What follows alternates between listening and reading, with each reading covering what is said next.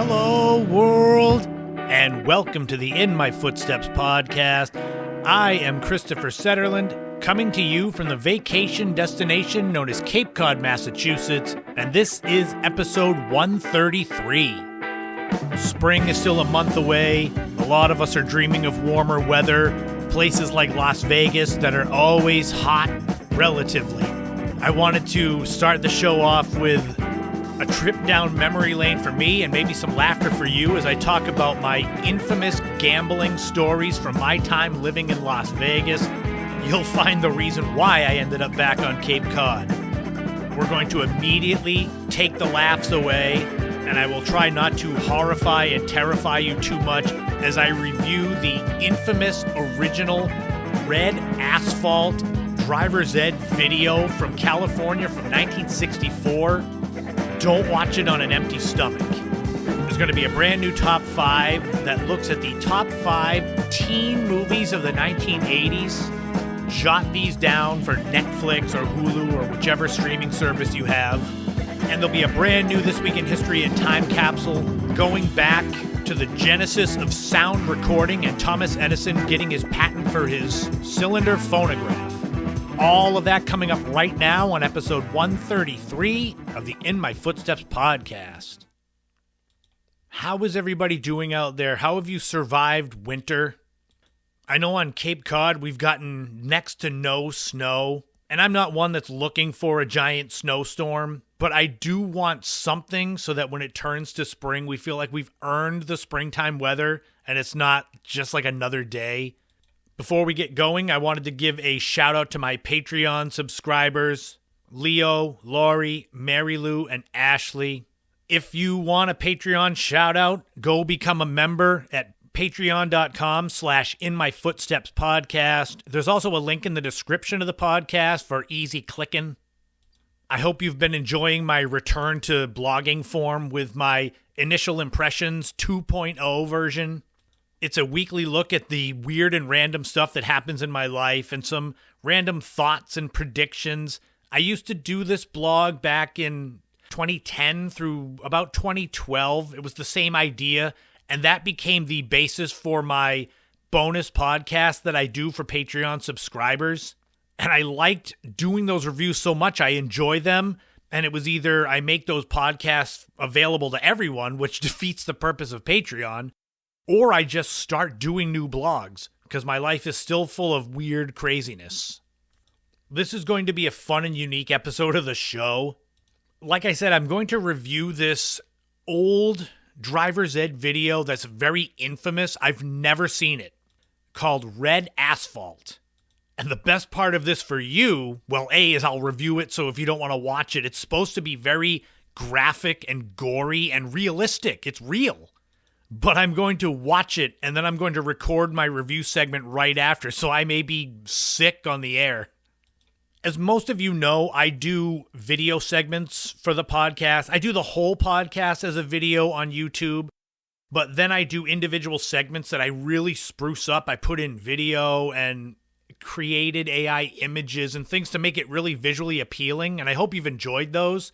I will say the Red Asphalt segment, I can tell you already, will not be a video segment. That video would get pulled by YouTube so fast. Last year, this is a little side note, I made a video for my friend John. I've known him for over 30 years, and it was for his birthday, which was last June. And there's lots of clips from skits that we did with my camcorder in high school. Just funny stuff, random stuff that he would understand. But I added sound effects to it. Breaking glass, sounds of punches, skidding tires. Just for fun to make it more engaging for him to laugh. And the video was unlisted. You couldn't see it unless I gave you the link. But that video got pulled for content violation by YouTube. And when I reached out to ask what exactly I did, I got no response. I had a check mark against my account that only went away last month. I don't think I even told John that the video I made him for his birthday got me a violation on YouTube. Yay, thanks, John. It's your fault. So yeah, Red Asphalt will not be getting made because I will get another strike. I can just see it. But let's get into some laughs right here at my expense, which I always enjoy sharing. as we look at another chapter from my time living in Las Vegas and look at my infamous gambling stories / gambling problem right now on episode 133 of the podcast. My time living in Las Vegas in 2000, 2001, it seems like forever ago, like a totally different life. And I mean, it was 24 years ago now.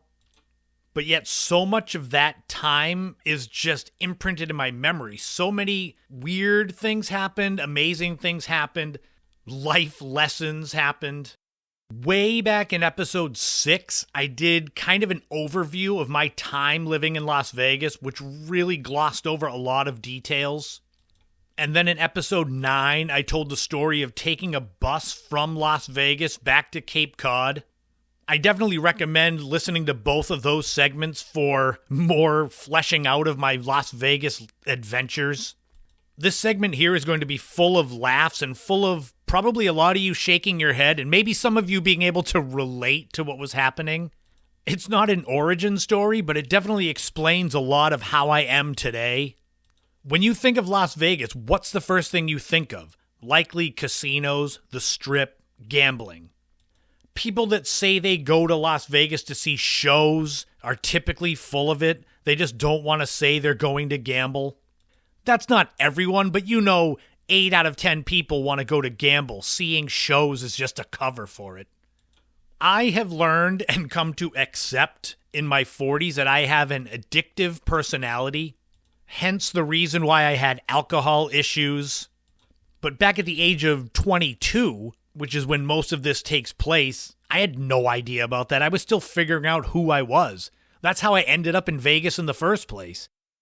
I got bored and felt kind of stifled living on Cape Cod in my early 20s. I know a lot of people feel that way. A lot of people that grew up on the Cape move away at that time. Some come back, some do not. I went to Vegas because I had family out there, and so it was a safe kind of home base. But I was also kind of on my own to do my own thing. I stayed with my father and gave him rent money, but he was never around. He worked a lot. He did his own thing. So I basically lived by myself. My issues with gambling started the very first day, the very first minutes that I stepped foot in Vegas to live, because I visited and got a feel for it and said, I want to move back out here. So I visited in the winter. I moved back in late summer. If you've never been to Las Vegas ever, when you arrive by plane at Harry Reid International Airport, it's a culture shock. Coming from Cape Cod, that even to this day is still pretty rural compared to the rest of the country, and landing at this airport and walking in and there's just bells and whistles and slot machines everywhere. It's both liberating and intimidating at the same time. So I'm walking through the airport with all of my stuff. I think my father and my uncle were there to meet me. I thought it would be fun to kind of set the tone for my life in Las Vegas by throwing some money in the first slot machine I saw. And lo and behold, I won $100. And you may be thinking, oh, wow, that's great.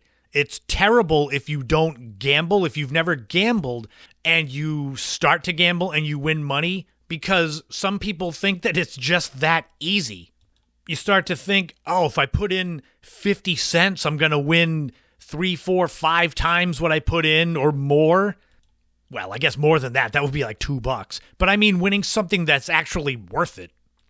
I think at the time I thought of casinos and gambling and slot machines as low risk and almost like another ATM, that if I spent a little money, I'd make more. That was not the case. So I got a job out there working in a Target in the back stock room. That'll be a segment for another podcast episode because that would take a lot of time to explain that experience. In 2000, working in a stock room in Target, I made a whopping $6 an hour. I also was going to college part-time, trying to finish up whatever degree I was trying to get. And in addition to paying my own way, paying rent to my father for the apartment, you could see where I was not exactly swimming in money. I don't think this was right away, but it was pretty much within a month of living in Las Vegas that these occurrences started to happen. Fridays would come. I would get my check at the end of my shift at Target, and I would walk to my bank, which was Washington Mutual. I didn't have a car. I took a bus everywhere or walked everywhere because it was 110, 115 degrees and sunny with no humidity every day. And I would get some supplies for the week, go to the grocery store. The nearest one to where I lived was Albertsons. And for those of you that have never been to Vegas, besides going to the Strip is basically everywhere. You want slot machines, you can find them anywhere. Albertsons had a little alcove of slot machines. 7-Eleven had slot machines. The accessibility of the slot machines for gambling, it's not a bad thing if you have control, self-control.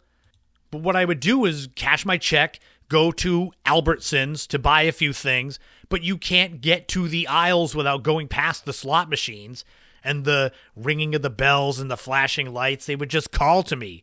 Like, come on, you know you could make more easy money. Remember the airport? Sometimes I would regain self-control and gamble away 25%, half of my check, and then realize, oh man, I need this money for the rest of the week. Other times I wouldn't. There were times that I would gamble away essentially everything I had just earned for the week. Within half hour of cashing my check, I'd be at Albertsons blowing my money at a slot machine. I mean, if that's not a topic for some kind of after-school special or intervention show, I mean, I don't know what is. In those weeks, I would either live off of peanut butter and jelly, or luckily my father worked in a restaurant, so I would kind of survive on whatever I could during the day, and he would bring dinner home. And this was a regular occurrence. I can't remember a time that I didn't cash my check and at least do a little bit of gambling. I loved this game called Caveman Casino. I was a sucker for the stone wheels and these little eggs that would hatch. If you know the game, you kind of know what I mean. And it was this never-ending hope. Oh, I lost this game. Well, next time I'll win. I'm due. I have to. The interesting thing is, as I'm thinking about my time there were times that I went to casinos with family, father, my uncle, aunt, cousin. We would go there. We went for Thanksgiving, had Thanksgiving dinner at a casino, which was great. Or one of the smaller, quote-unquote, locals-only casinos. And I don't remember really gambling with them. It was almost like we went there and gambling wasn't a part of our lives. It feels like I did it more when I was on my own and I had nothing else to stop me. No one to say, hey, maybe you should save your money. I'm trying to remember if this was in mid-fall, late fall. I had family come to visit from Cape Cod. So my Nana, my Aunt Susan, my Uncle Bob came to visit. In my time at Vegas living there, I had never gone to the Strip. You didn't have to go there to gamble. Like I said, it was at Albertsons. I know they ended up going to the Strip at least once, but as kind of a compromise, they went to this off-strip casino, which was right behind where I worked at Target. It was called the Suncoast Casino, and it was relatively new. I mean, it was way out to where next to it was basically the valley and the mountains and the desert. I didn't have a cell phone. There was no email or easy access to that type of stuff in 2000. So I must have just been told that they would all be going to the Suncoast and to kind of just meet them there. It was a Friday. I cashed my check. You see where this is going. I was still in my uniform, so beige khaki slacks, dress shoes, well, kind of like casual shoes, and my stupid red Target shirt. I took my name tag off and put it in my pocket so I wasn't that stupid looking. And it's about a half a mile walk from Target around the corner from West Charleston Boulevard to South Rampart Boulevard to walk over to the casino. I was excited to see family that I hadn't seen for months. And once I got in there and we all started chatting, I sat down at the roulette table. And we're all playing. I don't know what my experience level was with roulette. It wasn't like I went to big casinos to play. It was slot machines. But I learned on the fly a little bit about chip placement and all this stuff. And before I know it, I have stacks and stacks of chips. I was probably up $3,000 without any skill. I mean, you talk about luck. But this fed into my, it's so easy to win money gambling that even though I would lose all my money in my checks, I still somehow thought it was true. I can still remember to this day, almost 24 years later, my Uncle Bob looking at me and saying, "This table's yours. We're going to go find another one to see if we can win." And if there was a narrator for my life at the time, he would have said, "And that's when the mood changed." Slowly, my chips began to fade. I started to lose. But I kept thinking, I'm due. All my chips were gone. I said, hold my spot. I'll be right back. I ran to the ATM machine, not caring about whatever fee they were charging to go along with the money you took out. Grab money, go back, slam it down, give me chips, lose it. This continued for half hour, 45 minutes. Lose, go to the ATM, withdraw money, get chips, repeat. There was even a point where I was still at the table losing, and it might have been my Uncle Eric came over and said somebody had won the Wheel of Fortune prize, the total money there. And he said all the bells went off, and it was an insane moment because I guess nobody wins that, too much. It's like a lottery. You keep putting money in and all the money you lose gets built up. It's just like that, like Powerball. I did not have such luck. We all left. We probably went to dinner. Thankfully, my uncle and aunt likely paid. The next morning I got up. I went walking to the Washington Mutual ATM to withdraw $5 because you could still do that in 2000 to go get breakfast, probably at McDonald's. And it came back insufficient funds. I definitely had not been drinking the night before at the Suncoast, but I still played dumb like I couldn't understand why I didn't have any money in my account. So I pressed the dreaded check balance button, and it came back that I was overdrawn by about $500. So when you think about I was up about $3,000, and I blew all that, and I was overdrawn by $500. It was not a good time. When a few months later the time came for me to come back to Cape Cod, it was kind of out of my hands.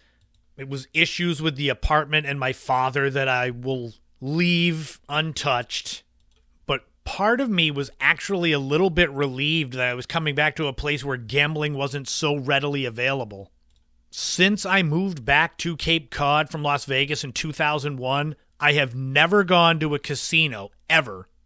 I even had to be dragged kicking and screaming to do fantasy football at my work, where you put in $50. The only time I ever do scratch tickets for the lottery is if someone buys them for me as a gift, or I use money that I get for recycling my plastic bottles, which I consider that to be found money, and I might use that for scratch tickets. Once a year, maybe I do Powerball if it gets to $1 billion. And people say to me, it's moderation. Just bring a certain amount of money with you to the casino. And I want to explain to them this story that I've just told you. With an addictive personality, I can't just gamble a little, just like I can't just drink a little. It opens the door and the spiral staircase, I'll just fall down. But luckily I can look back and laugh because it's unbelievable to think that that was a real part of my life. How many of you out there have gone to Vegas? How many of you have won big or lost big? My time as a degenerate gambler was relatively brief, but definitely a spectacular flameout. And like I said earlier, there'll be more Las Vegas living segments on the podcast coming up. That time at Target working there was something I'll never forget.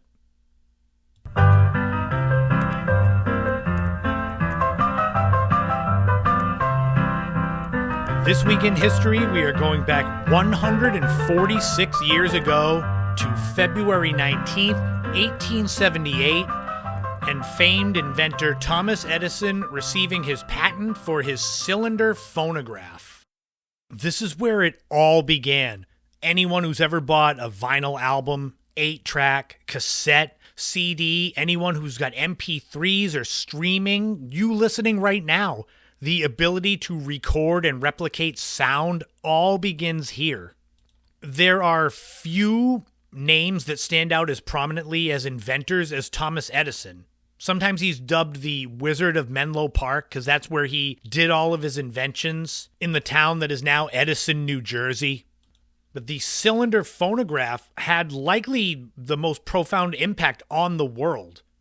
So the year before, in 1877, Edison unveiled this cylinder phonograph, a device capable of both recording and reproducing sound.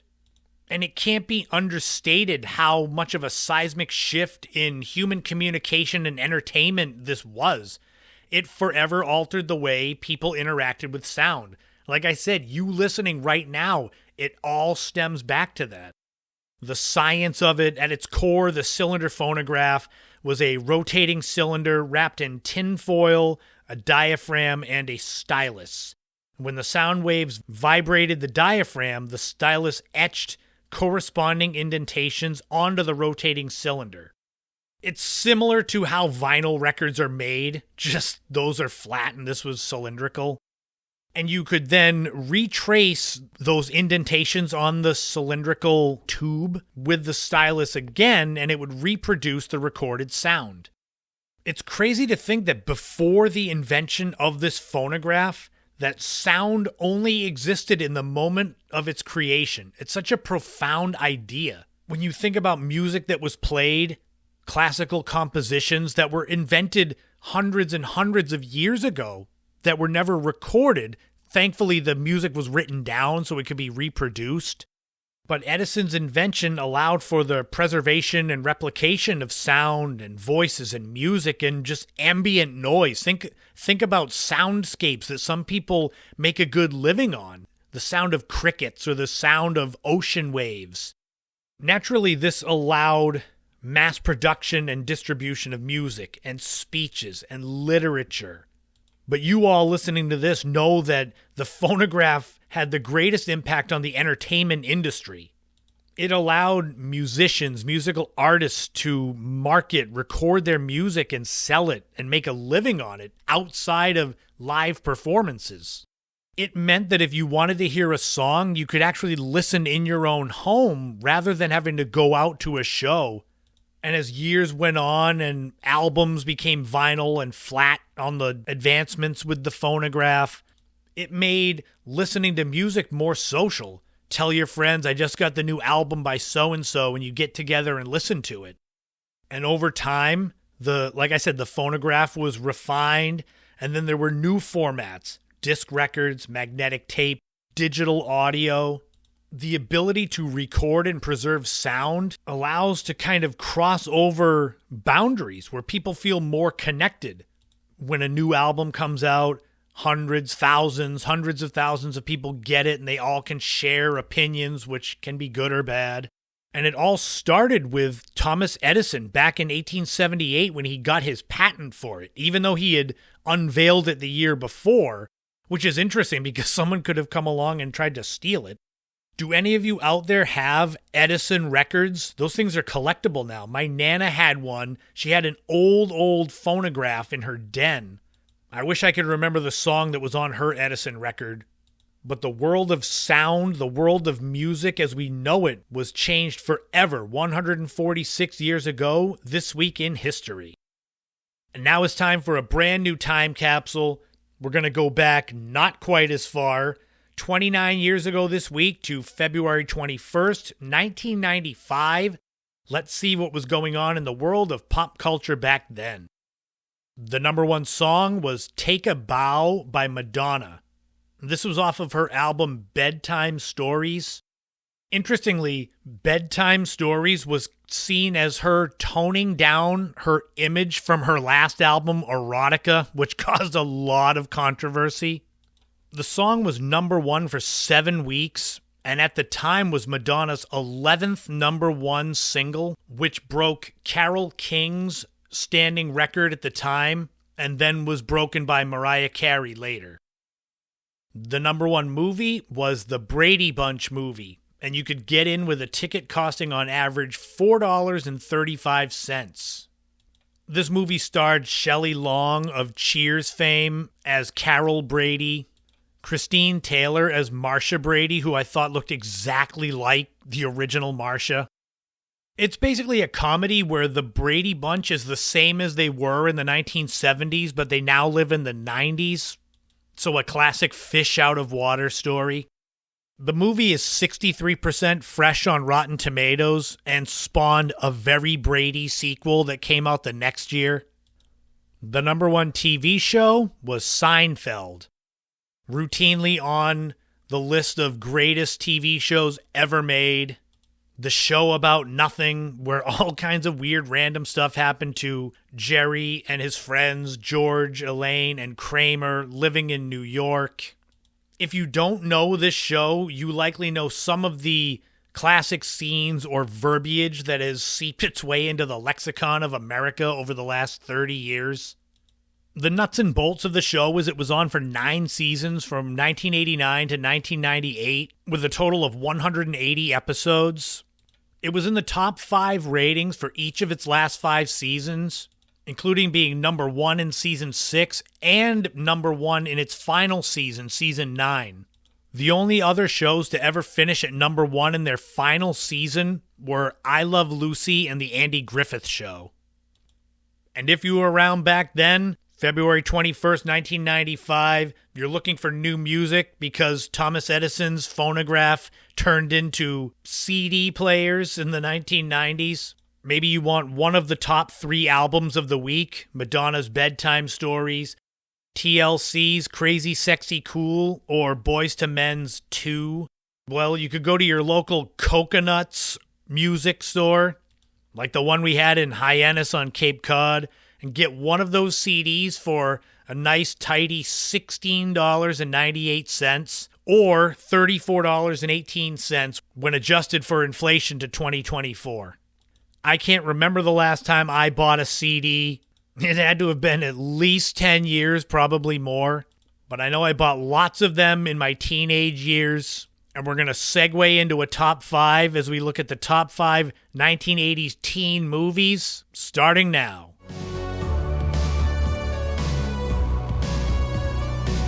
I may have been a child of the 1980s and a teenager in the 1990s, but all of these movies that we're about to talk about on this week's top 5 were hugely important to my childhood. A teen movie is pretty easy to define. Either the stars are all teenagers, it revolves around teenage problems, a teenage setting, high school, growing up. But what were the best ones of the 1980s? As with most of these top 5s, they're in no particular order, and it all comes down to my own personal preference. Although I think when it comes to the 80s teen movies, a lot of these will be on your favorite lists as well. I don't think it'll be as divisive as my favorite love songs segment was last week. As is tradition on these top 5 segments, there are some honorable mentions. These will get you in that mindset of 1980s teen movies, whether you grew up in the 80s or not.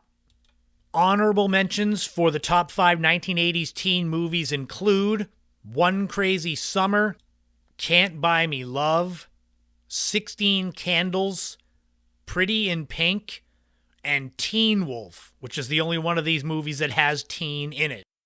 16 Candles and Pretty in Pink were huge favorites of my sisters.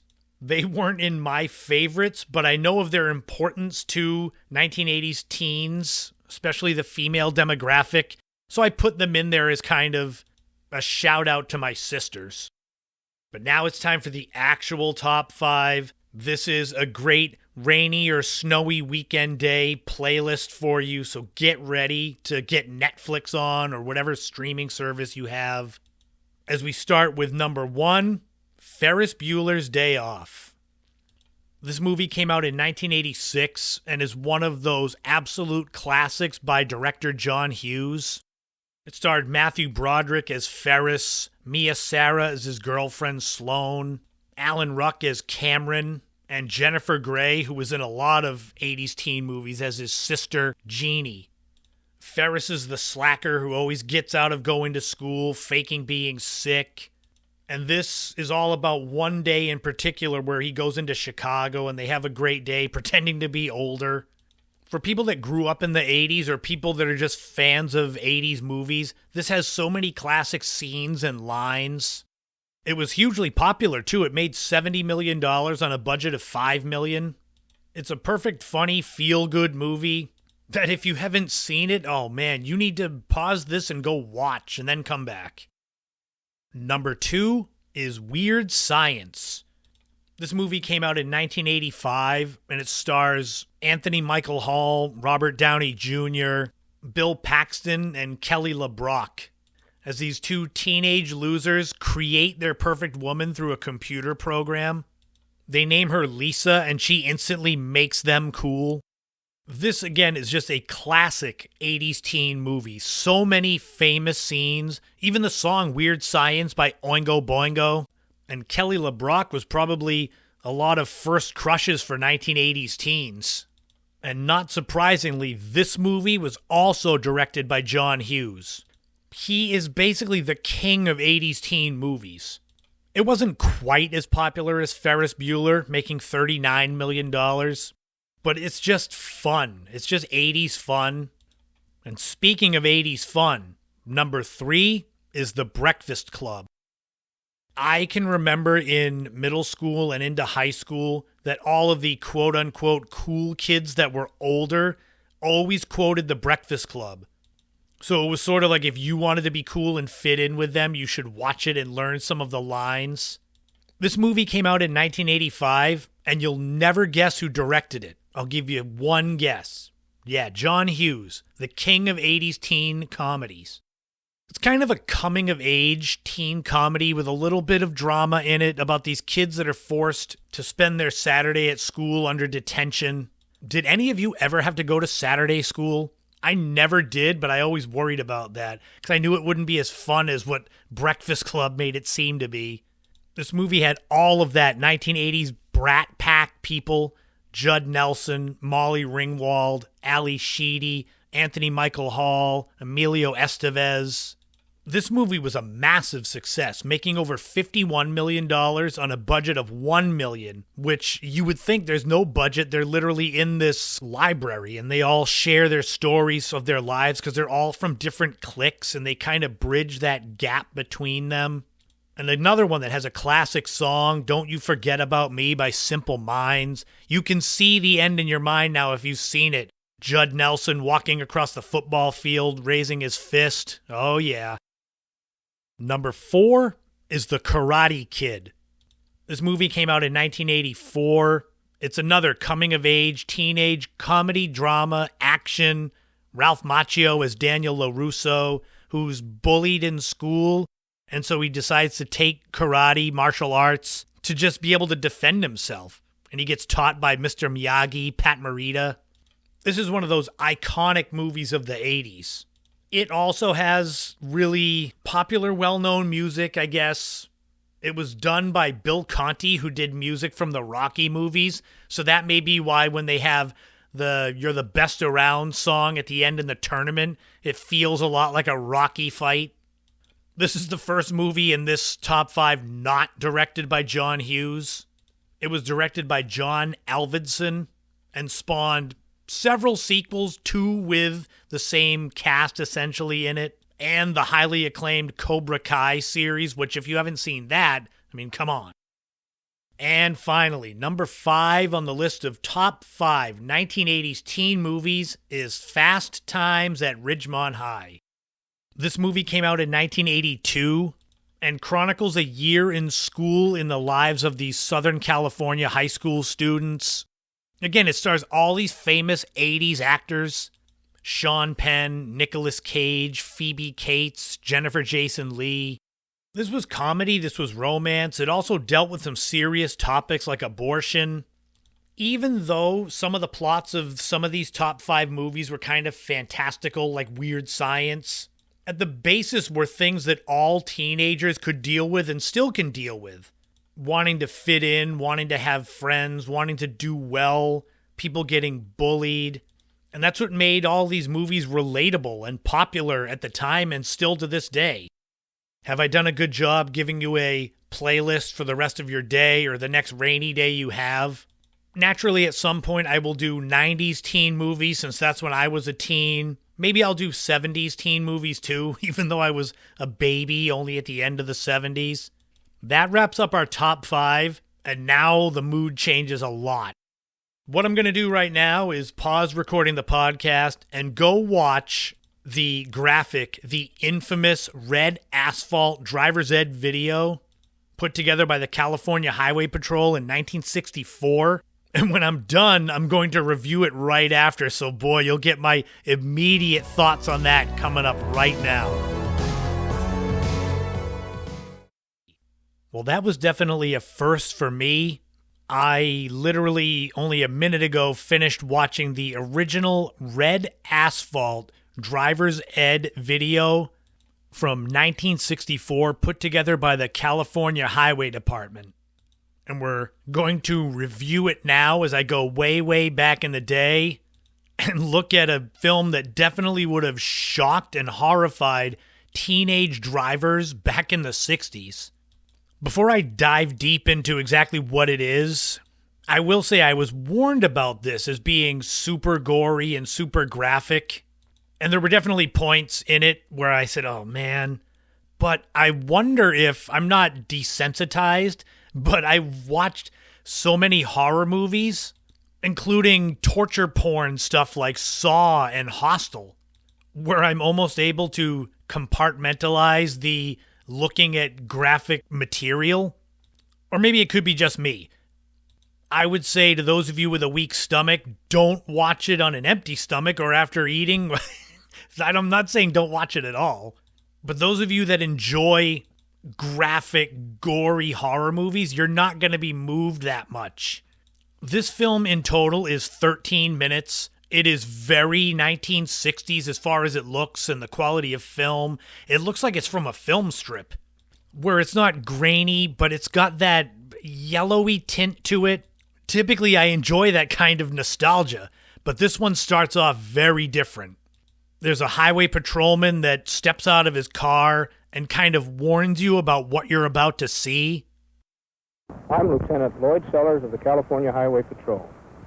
The motion picture you are about to see won't entertain you. That is not our objective. I hope it will impress you, that its message will have a lasting effect upon your driving behavior. The scenes you will see are starkly real. They were filmed by a group of men giving freely of their time and talent, who rode many long hours in California Highway Patrol cars for the single purpose of recording the pain and agony of traffic accidents. So right after that, you know you're not in for sunshine and rainbows. The through line of this is that there was either a cameraman or a few camera people that went along with police officers to the scenes of these accidents to film in real time what had happened. And they don't stick to just drunk driving, but that is a big part of it, but it's distracted driving. There's one scene where it's a mother yelling at her kids that are bouncing around all in the back seats, saying distracted driving, that you're driving hundreds of feet in just a few seconds that you're not looking at the road. So while there are a lot of real film of some pretty gory scenes, there's also acted segments. I've been trying to research, but interestingly, I can't find out the name of the man who is essentially the narrator of this. He's also the cameraman. I would have thought that when he makes his first appearance about a minute and a half in, he would say, "My name is so-and-so," but he just says, "We were warned about what we were about to see." At a briefing, we were forewarned of what we could expect to see. Then it was time to go. A feeling of apprehension swept through each of us. But overshadowing all was the solemn determination to try somehow to help prevent these senseless tragedies. And it starts off innocent enough. They're driving down the highways of California, and the officer is pointing out distracted drivers or too relaxed drivers. I think you have to remember that this film is meant towards typically teenage drivers going for their license. So you want to kind of curb bad habits in these teens while they're in driver's ed. I learned that an 1179 is accident with ambulance en route because they bring it up a lot during this. They kind of ease you in with the first one being a car and a motorcycle, and they show the man that was hit on his motorcycle. He's not particularly bloody at all, but they're cutting his pant leg. I think he had either a fractured leg or broken leg. They make it a point to explain what causes these accidents in different situations.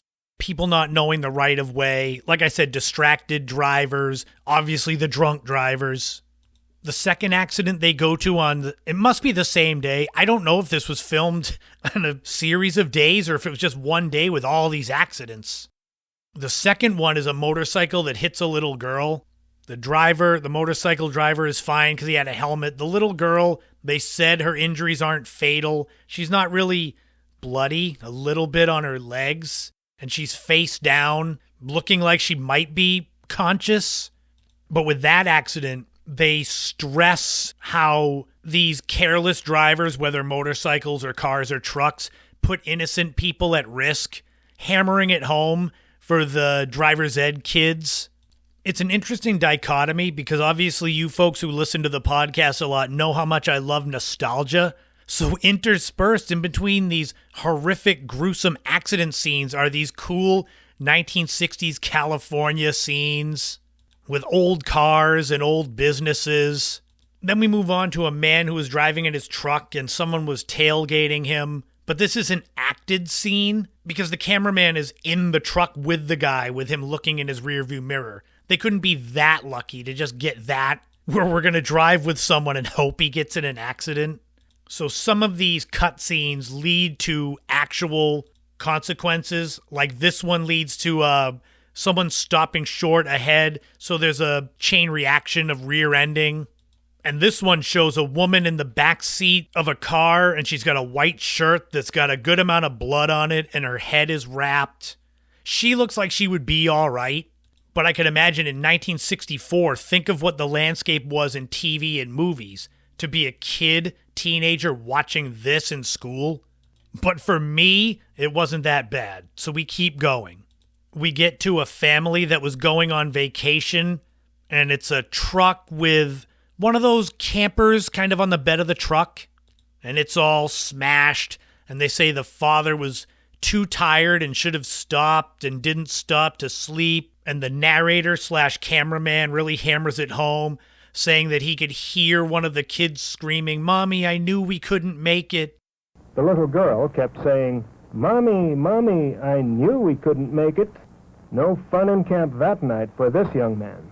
While the highway patrolman finished up, I thought of how much better it would have been if this man had considered the consequences to his family because he didn't get enough sleep. They say that their interactions at these scenes are 100% true, and I wonder about that. These people that got in the accidents, where there's suddenly a cameraman talking with them as they're bleeding. Because there is one where the guy is there and he's bloody and he's talking while he's still in his smashed car. So what did they say? Before we can give you help or get you in the ambulance, please do this interview for driver's ed. This scene with the family, with the smashed camper on their truck, it's not graphic. One of the little boys looks like he might have a broken arm, but you don't see a broken bone. They're just kind of immobilizing it. And you see the crying children. You don't hear it. It's the narrator. I think it might have been a little more effective with some of the sounds of the chaos, but they didn't choose to go that way. The day continues with the police officer and the cameraman going to where a car went flying off a ravine. Not super far, maybe 50, 60 feet. You see the car, and then there's a group of 8 people maybe kind of helping to carry the driver out on a stretcher. You know, one of those stretchers that's kind of a cot. And I can see the good in this film, despite the gore, where they're emphasizing safety. They want to save lives. A lot of it is people didn't wear their seatbelts. But, I mean, my God, in the 1960s, there wasn't a seatbelt law. Even when I was a kid, we would sit in the back of the station wagon with my mother driving. We had no seatbelts on. And the day continues, and they talk about how not all accidents have more than one car, and there's a car that sideswiped a telephone pole, and there's the man in the front seat. Interestingly, a lot of these victims in this Red Asphalt video are wearing white shirts. It really makes the blood stand out more. But this one, the guy is in the front seat with his car smashed at the pole, and they're kind of bandaging his head up, and they show other people standing around just watching. Then about 8 minutes into the video, you get to nighttime. This video is a 24-hour period. I don't know if all of these videos, like I said, were shot in this 24 hours, but that's kind of the time frame. So it's nighttime. Now there's a drunk driver that hit a telephone pole. And the very 1960s cop with the 1960s cop mustache is there with his flashlight. This drunk driver had a really bad gash on the top of his head. But interestingly, it must have been that he was still drunk because they put him on the stretcher. And as they're kind of wiping him up, he puts his hands behind his head like he's relaxing on a sofa. And the hits just keep on coming. We get to another drunk driver, and this is the one I mentioned a minute ago, that he's sitting in his front seat with a bloody nose and blood on his face, and he's talking to people while the camera films him. You can't hear what he says, but maybe he's talking to first responders, but it makes it look like he's talking to the cameraman, explaining what he was doing. By this point, the blood is definitely picking up. It's almost like they spaced these out intentionally to be bloodier as you get towards the end to get the shock value up, because now we start getting into the hospitals where these people's faces are just bloody and their eyes are shut from swelling. One girl has a tube down her throat, and they show someone getting stitches. There's a lot of scenes in this of smashed cars without people, windshields with holes in them that look like heads went through them. There's a girl with what they say is a broken back. And I will say the first responders in this video, they're putting her onto a stretcher. They don't look like they immobilized her back for having a broken back. They pick her up like you'd pick up anybody. I won't lie, the scenes in the emergency room are pretty graphic. There's lots of blood, swollen faces, and scenes of the nurses and doctors looking sad and concerned. But we near the end of this driver's ed film, Red Asphalt, and they saved the best for last because they saved the dead body for the last. They say drivers make mistakes, and the narrator says this one made his last mistake. And people kept making driving mistakes. In this one, a man made his final mistake.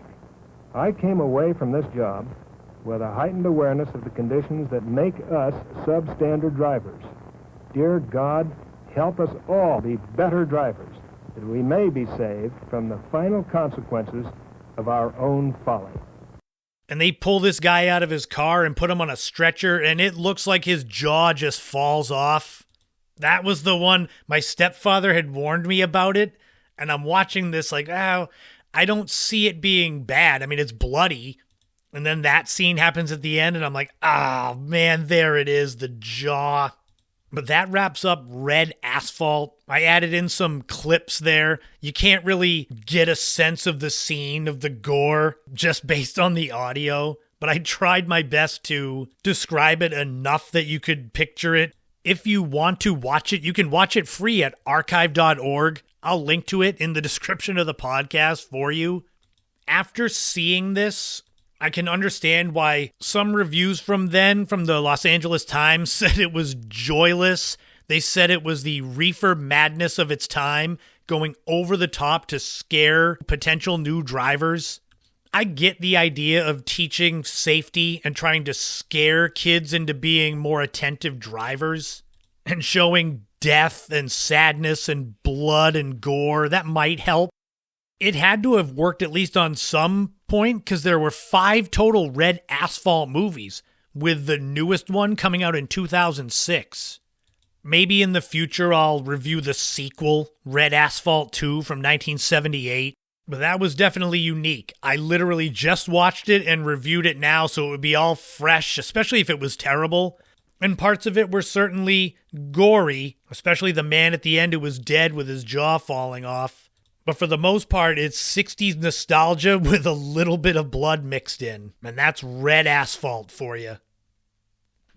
And that's going to wrap up episode 133 of the podcast. I will let out a huge sigh. Thank you to everyone that stuck with me through that last segment. In putting together lists of old educational films to review for the podcast. Red Asphalt was one that I was interested in, but didn't know the full details of it until my stepfather mentioned to me just how graphic it was. And I said, well, when I review it, I'll try to make it as suitable and safe for you as I could. I hope I did it. Next week will be episode 134. There will be far less graphic gore in it. At least I hope so. If you enjoyed this podcast, if you enjoy my content, you can subscribe to my channel on YouTube. Every day I get closer and closer to the subscription limit where I can then monetize my channel.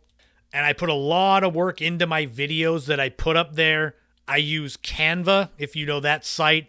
I am now a Canva Pro. Content creation in general is very time consuming and there's never a guarantee of success. So a lot of the times I spend hours and hours doing all these things and just release them with hope that they get to the right eyes. So that's why I appreciate so many of you that listen to the podcast and share it and watch videos and share them. Because my creative side, whether it's through podcasting, writing, videos, that's what I'm most proud of. That's what I like sharing. And it's like a muscle. You've got to develop it and keep it growing. Find me all over social media, Instagram, Threads, X, my blog. Check out Initial Impressions 2.0. It's all lumped into the In My Footsteps podcast blog because I figured it was hard enough to get people to that blog, let alone opening up a whole other blog. And so I just put it all together. If you're curious about or interested in any of my 9 books, visit my website, ChristopherSetterland.com. It's got links to all the books. You can also check out TheLadyOfTheDunes.com that has Searching for the Lady of the Dunes book where you can buy it.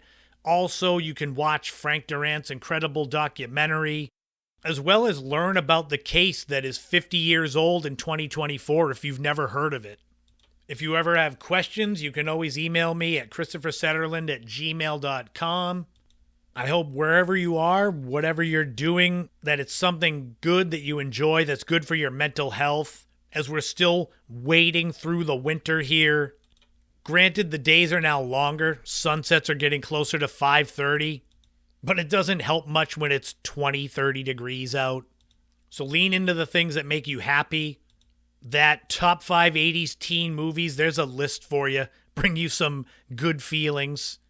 I'll keep on pumping out the content, whether it's the podcast episodes, the bonus episodes through Patreon, blogs, videos on YouTube. I just keep going.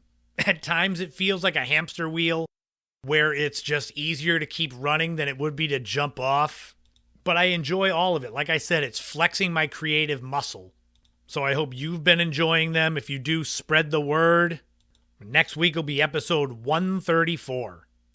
And remember, in this life, don't walk in anyone else's footsteps. Create your own path and enjoy every moment you can on this journey we call life, because you never know what tomorrow brings.